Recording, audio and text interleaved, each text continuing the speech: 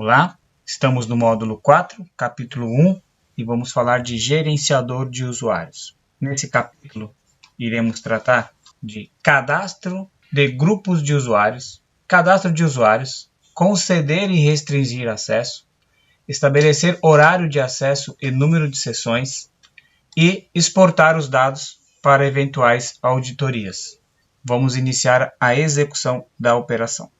Para acessarmos o cadastro de gerenciador de usuários, temos que estar fora do Millennium e acessar pelo link que copiamos no desktop, gerenciador de usuários.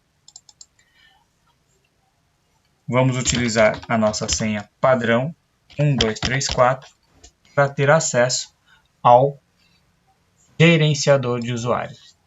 Dentro dessa tela, nós temos diversas opções, porém, o mais importante entender o conceito que o Millennium trabalha com relação ao gerenciador de usuários. Primeiro conceito muito importante é que os acessos são controlados no nível do grupo e não no nível do usuário. O que isso significa?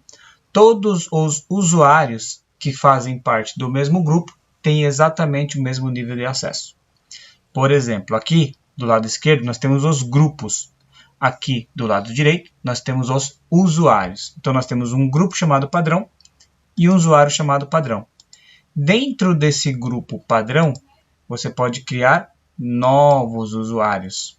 Então, vou criar, por exemplo, um usuário admin. E eu vou colocar uma senha 1234 para confirmar. Se elas estiverem diferentes, o programa vai questionar. Por exemplo, vou colocar uma senha diferente, vou tentar efetivar. Ele vai dizer que as senhas não são iguais. Ok? Vamos colocar 1234, que é a mesma senha. Importante, não colocar espaço, não colocar caractere especial. Utilize underline, utilize ponto para estabelecer um login. Ok? O nome, aí sim, é o nome do usuário que você quer que apareça em algumas telas. O departamento que ele trabalha. São informações do usuário que você pode utilizar, deixar registrado.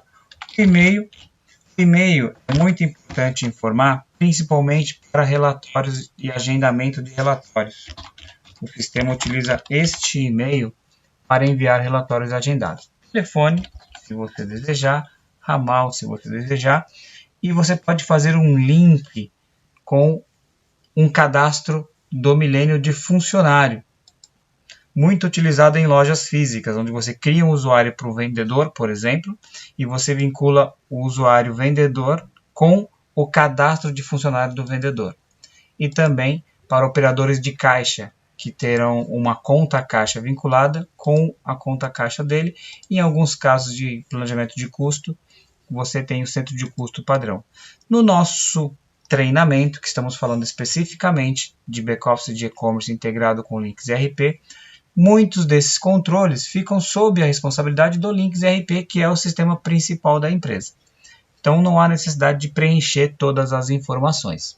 Na aba Política de Segurança, você tem alguns critérios. Primeiro, você pode criar um usuário e falar que a senha dele expira em 10 dias. Caso você esqueça de excluir o usuário, o fato da senha dele estar expirada, ele não consegue mais acessar o sistema. Você pode estabelecer que esse usuário só pode acessar o sistema, por exemplo, entre as 9 da manhã, entre as 8 da manhã e as 21 horas. Depois desse horário, ele não pode mais acessar o sistema. Então, se ele tentar acessar fora desse horário, ele não consegue.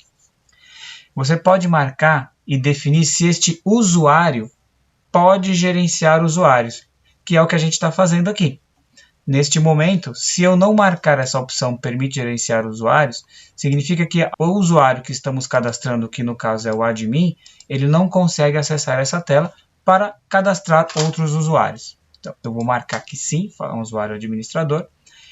E você pode limitar a quantidade de sessões que esse usuário pode realizar. O que isso significa? Muitas vezes o usuário esquece que já está logado no sistema e ele entra no sistema novamente. Ele está logado 2 vezes. Isso faz com que ele consuma 2 licenças do sistema. Então, para quem tem licença muito controlada, o fato de você ter um usuário logado 2 vezes alguém não vai conseguir acessar o sistema.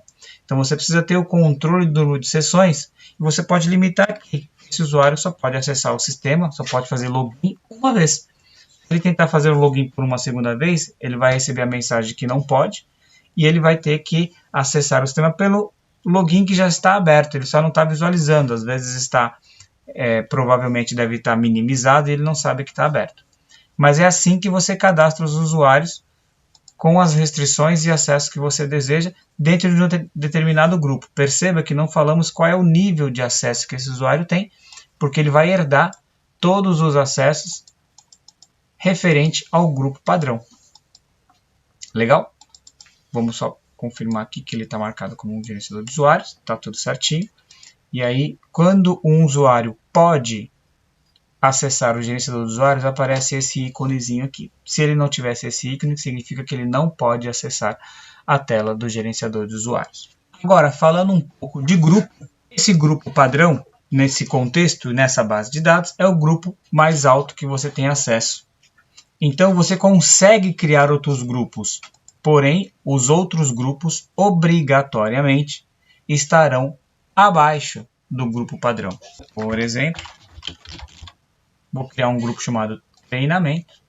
Dentro do grupo treinamento, eu posso criar mais dois grupos, por exemplo. Um grupo para professor e um grupo para aluno. E aí, perceba que eu posso criar uma hierarquia. Eu posso estabelecer, por exemplo, que dentro do grupo treinamento, o professor está logo abaixo. Eu posso criar o aluno abaixo do professor. E assim, o aluno nunca vai ter mais acesso do que o professor dentro do grupo treinamento. Eu posso criar grupos em outros níveis. Por exemplo, do treinamento. Vou criar um grupo diretor que está no mesmo grupo do professor.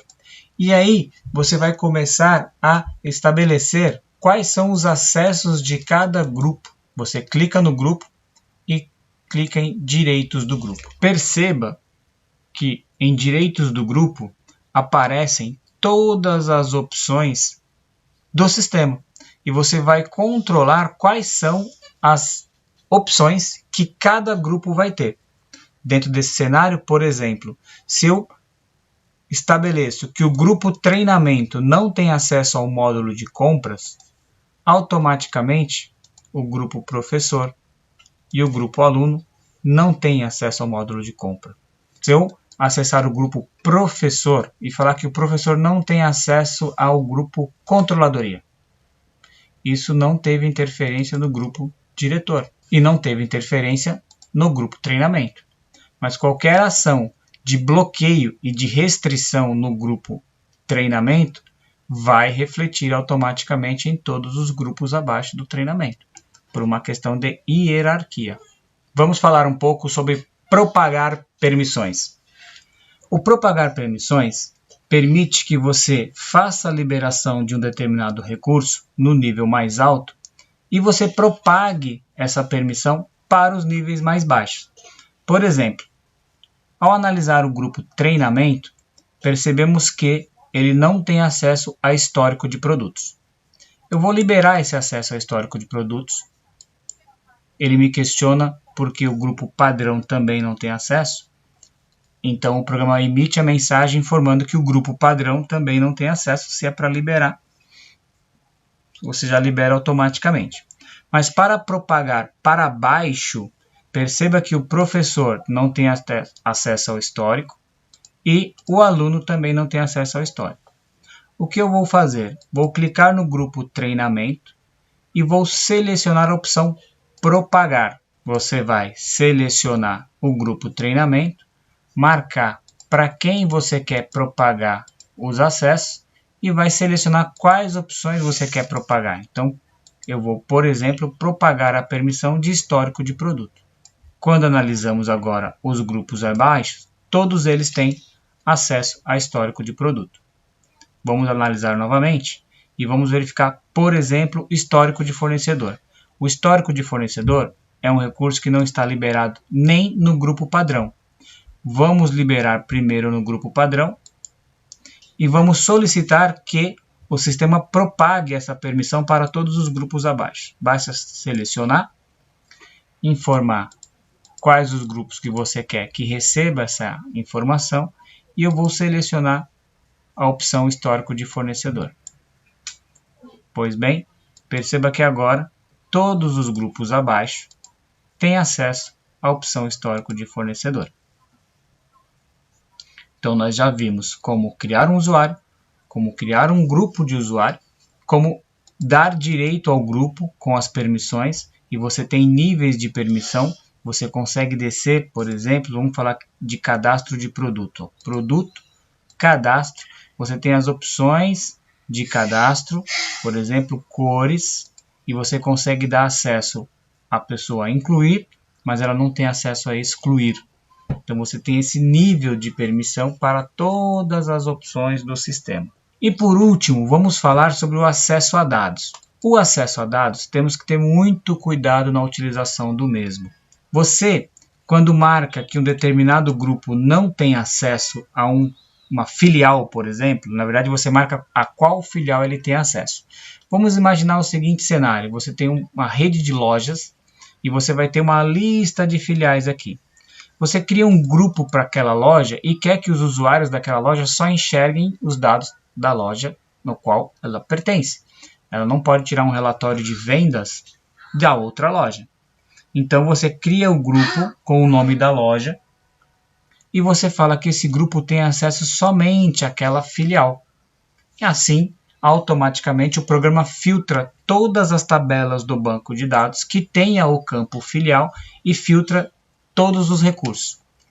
Isso é o mesmo conceito para contas, esse é o mesmo conceito para departamentos, que é usado no cadastro de produto, divisão, que também é utilizado no cadastro de produto.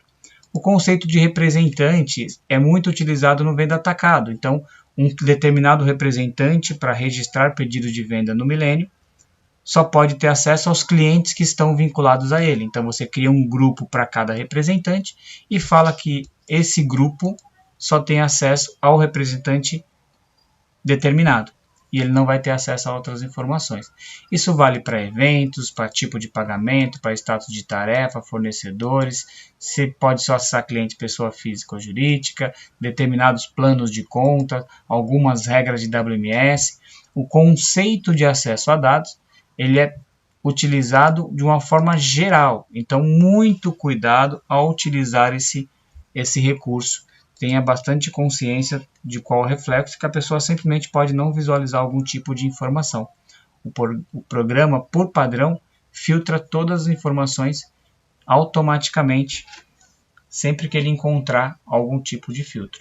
Ao utilizar o recurso de filtrar, você tem esse parâmetro, compartilhar cliente entre filiais. Mais uma vez, vamos usar o exemplo de uma rede de lojas, onde um consumidor se cadastra em uma determinada loja, então no cadastro do cliente vai ter o campo filial preenchido, que foi a filial que ele se cadastrou a primeira vez. Porém, nada impede que esse mesmo consumidor compre em outra loja. Então, se você não marcar esta opção, esse cliente que está vinculado à loja 1, à filial 1, se ele for comprar na filial 2, e o usuário da filial 2 estiver configurado para visualizar somente a filial 2, automaticamente o cadastro desse cliente não é visualizado. Então você precisa usar esse recurso, que é filtra todas as opções, porém o cadastro de cliente você não deve filtrar porque ele é compartilhado entre as filiais. É para isso que serve esse recurso. Então nós já vimos como incluir, como alterar, basta dar 2 cliques e abrir a opção. No caso de usuários, basta selecionar o usuário desejado dando duplo clique ou clicar na opção alterar. No caso do grupo, basta você selecionar o grupo e vir em direitos do grupo. Para excluir um grupo ou um usuário, basta selecionar e clicar no botão excluir. Salve e assim você já pode organizar o seu gerenciador de usuários. A sugestão para o final desse curso é que você já faça a parametrização e elimine o usuário padrão 1234 para evitar acesso indevido ao seu sistema. Obrigado e vamos ao próximo capítulo.